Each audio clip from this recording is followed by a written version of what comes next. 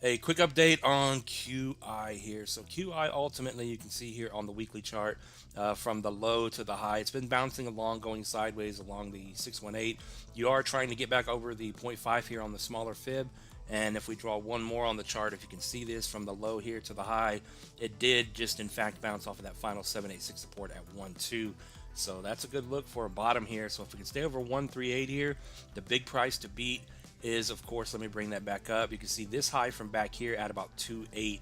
Once it breaks this structure on the upside of the lower highs here and breaks this market structure, you'll be in good shape at that point. So 2.8 would be a good price to get over at some point.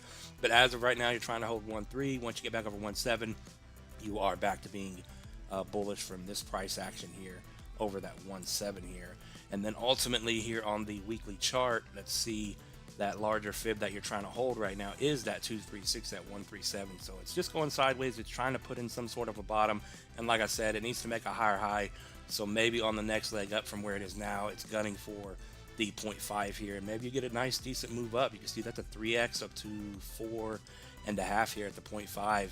Now the bigger question is, if you're buying this thing as it drops, and you're DCAing into QI here, and you wait for this thing to run, then we got these higher targets we can look at. So let me move this to where we can actually see the targets here. But if this thing just runs from where it is now, potentially on the bottom here, up to the 618 retracement in a bull market here in 2025, 7.5 pennies would be a 5.5x, and then a 786 retracement, which is not out of the question, would be an 800 million market cap to almost 16 pennies, and that would get you your 10x there.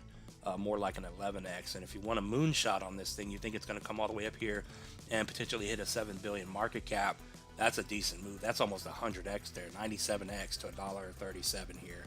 So of course, comment down below, what are your thoughts on QI at this point of the market? None of this is financial advice, and I'll see you in the next one. Peace out.